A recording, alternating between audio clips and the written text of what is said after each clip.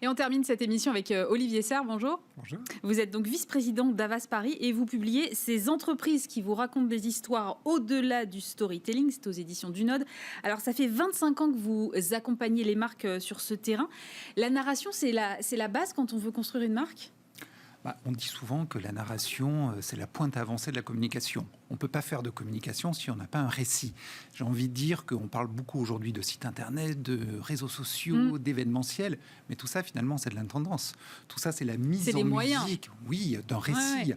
Et ce qui est important aujourd'hui, c'est de construire un récit qui véritablement nourrisse et déplace la marque, tisse un lien riche et vivant avec les gens, et puisse être déclinable localement pour, justement, créer un tissu de conversation avec les différentes audiences. Mais comment on fait pour résister à la tentation de ne pas enjoliver le discours, de ne pas tomber dans la légende, vous voyez ? C'est bien quand on tombe dans la légende, justement. Si vous pouvez imprimer la légende, c'est beaucoup mieux que l'histoire. Absolument. Non, en fait, il faut éviter d'enjoliver en dénaturant. Tout le sujet du sous-titre, au-delà du storytelling, est le suivant. C'est que pendant longtemps, les entreprises ont pensé que s'arranger avec les faits, maquiller la vérité, pouvait passer, que les gens étaient dupes. Ils l'ont été à un moment. Mais aujourd'hui, il y a une montée en maturité des audiences qui fait que... Il y a beaucoup plus d'informations aussi. Il y a beaucoup plus d'informations. Et du coup, ça les a aidés à monter en maturité. Et ça fait qu'aujourd'hui, réellement, les gens sont sans pitié vis-à-vis des entreprises qui pensent les enfumer.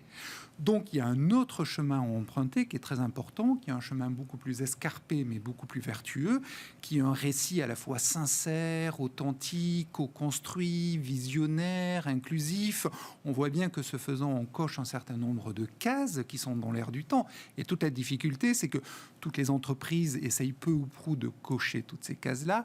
Et on peut se dire, mais ce faisant, on va vers un discours consensuel. Non, pas réellement, parce qu'en vrai, chaque entreprise a une trajectoire, a une ADN, a un président avec une personnalité. Et toute l'idée est de trouver la bonne voie de passage qui va faire que le récit va être sincère et audible. Mais est-ce que rendre sexy un produit, c'est pas forcément mentir ? Alors... Parce que quand même, il y a un peu la tentation parfois. Oui, il y a la tentation, mais on pourrait inverser les choses. Est-ce que c'est pas le consommateur qui se ment vis-à-vis du produit ? Je m'explique. C'est-à-dire ? Je m'explique. Quand vous dites « Oh là là, j'ai vraiment plus rien à mettre, j'irais bien m'acheter un nouveau pull et une nouvelle veste, etc. » Est-ce que vous vous mentez pas vis-à-vis de vous-même et du coup vous alimentez la consommation ? Oui, un peu, c'est vrai, j'avoue. Alors, il n'y a pas que les gens du marketing et de la com qui mentent. Il y a aussi les consommateurs qui peuvent se mentir à eux-mêmes pour alimenter la machine. Et du coup, le récit autour du produit et le récit de l'entreprise est là pour créer une adhérence entre ces deux types d'attentes. Mais quand même, toute cette histoire de storytelling et de construction de récits de marque qui a quand même été beaucoup utilisée et aujourd'hui très décrié, et vous le dites très bien dans votre livre d'ailleurs, c'est-à-dire qu'aujourd'hui les consommateurs ils attendent un autre discours des marques, mais c'est aussi en partie la responsabilité non seulement des marques mais de la filière communication. Alors, c'est vrai que la filière communication a un rôle à jouer très important, c'est le rapport à la vérité. Est-ce que aujourd'hui les communicants sont là pour aider les entreprises à donner du sens, à dire des choses vraies et à le faire en transparence ? Je pense que oui.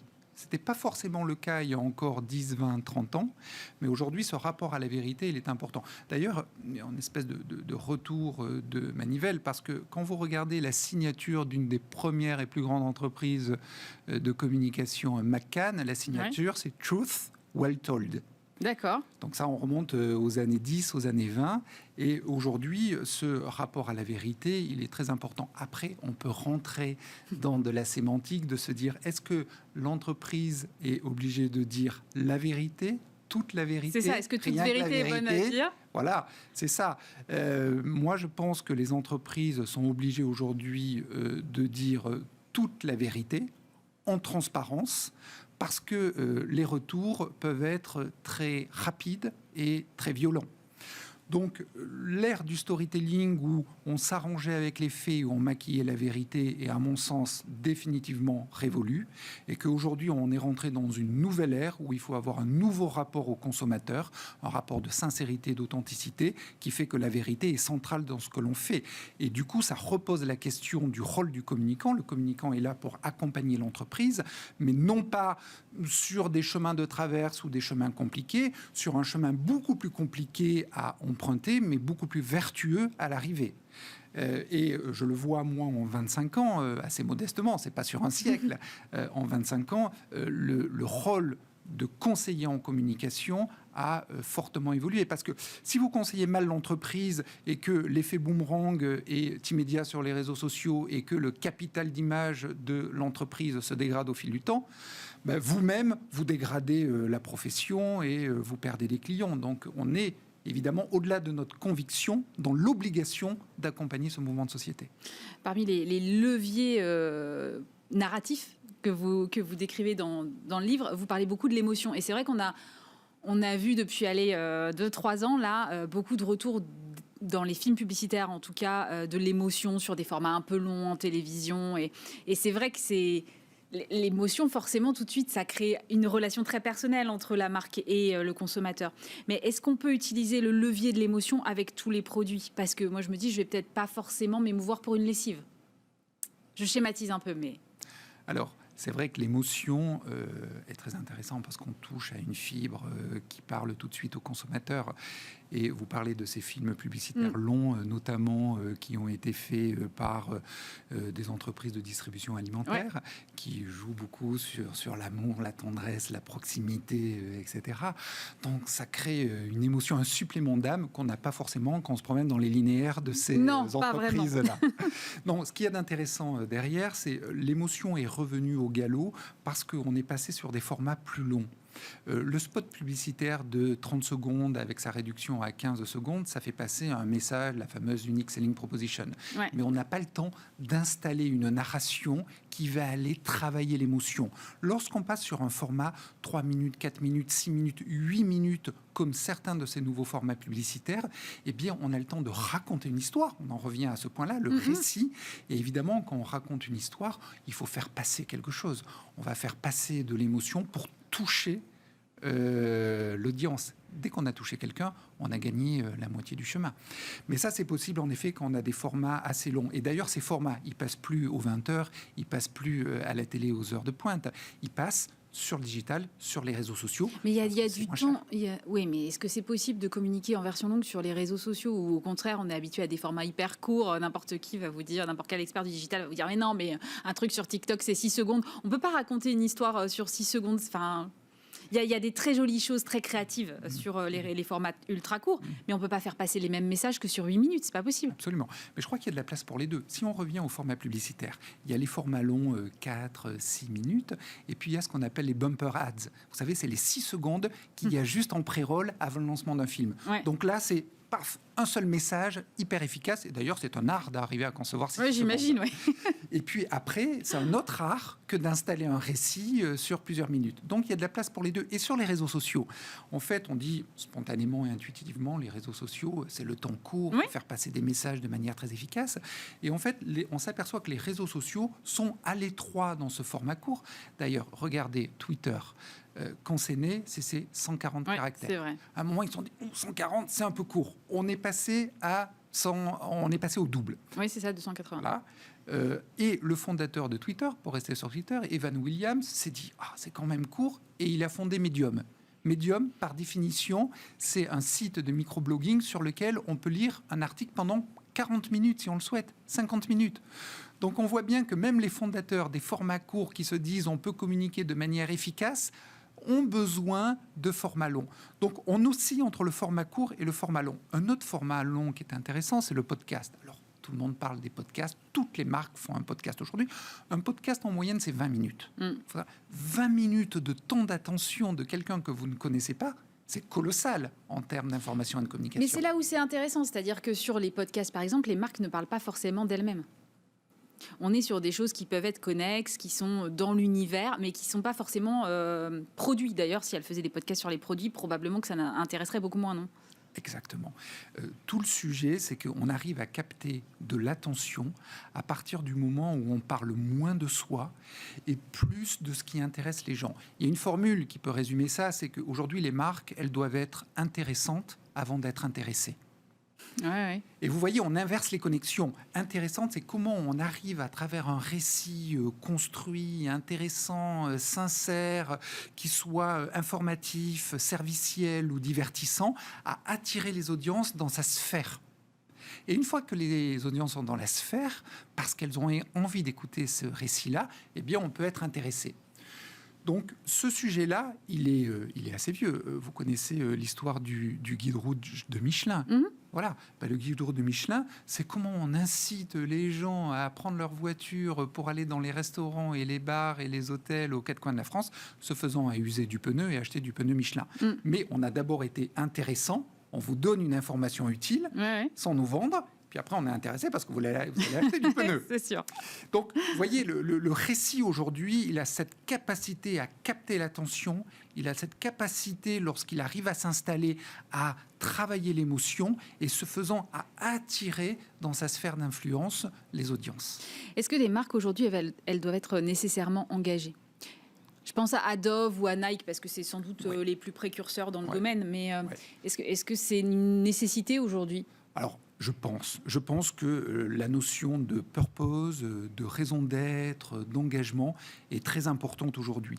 Les consommateurs, qui sont également des citoyens, des citadins, ils ont besoin de savoir quelle est l'utilité dans l'entreprise.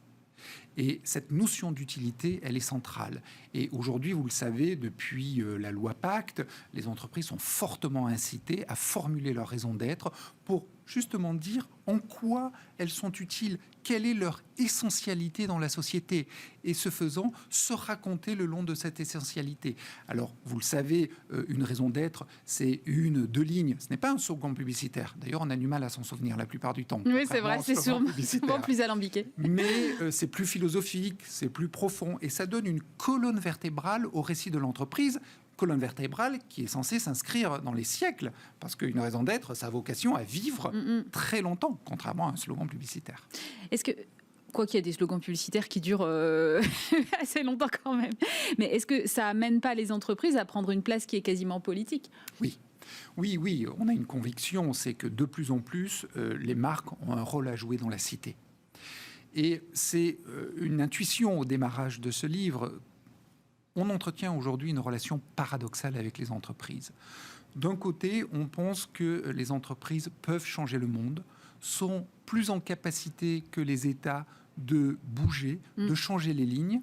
Et de notre côté, nous entretenons une forme de défiance vis-à-vis des actes et des discours des entreprises. Et vous voyez qu'on a un paradoxe. On pense aujourd'hui, et toutes les études internationales nous le montrent, que les États peuvent moins agir au niveau social, sociétal, environnemental que les entreprises. Donc les gens se disent, on a envie d'y croire. Et de notre côté, ils se disent, ce qui est normal, attendez, l'entreprise qui s'exprime, en vrai, est-ce qu'il faut que je la croie parce qu'elle n'est pas détentrice de l'intérêt général et de l'intérêt public, contrairement aux États. Donc vous voyez, on a un paradoxe comme ça, et c'est là que je dis que le récit est très important, parce que le récit, tel que je l'ai décrit, sincère, authentique, co-construit, visionnaire, inclusif, il permet de tisser un pont entre les 2 polarités de ce paradoxe. Et si ce récit-là, il permet aux gens de se dire, en fait, oui, je peux croire à ce que me dit l'entreprise, je pense que c'est sincère, je pense que ça peut faire évoluer la société, je pense qu'il y a un rôle social, sociétal, environnemental qui est fort, eh bien, il va y avoir une adhérence plus prononcée des audiences vis-à-vis de la parole des entreprises. C'est faire peser aussi beaucoup de pression sur les entreprises. C'est faire peser beaucoup de pression, mais en même temps, c'est une pression que les entreprises ont quelque part été chercher. Vous avez des entreprises qui sont nées au siècle dernier, modestement, et qui ont grandi pour devenir des entreprises aujourd'hui internationales, avec 100, 200, 300 000 personnes qui ont une empreinte très prononcée dans un certain nombre de pays. C'est normal que, de notre côté, elles ont un fardeau à porter. Oui, bien sûr, vous avez raison. Pour terminer sur votre livre, vous dites qu'il faut passer du storytelling au story-making collectif. Ça veut dire quoi concrètement ? Alors, il y avait pendant longtemps, ce que j'énonce, c'est le storytelling descendant. C'est-à-dire ce que je vous ai raconté, on essaye de maquiller les faits, d'enfumer les gens avec une parole descendante. Il n'y avait pas d'interaction, il n'y avait pas de réseaux sociaux, il n'y avait pas de digital.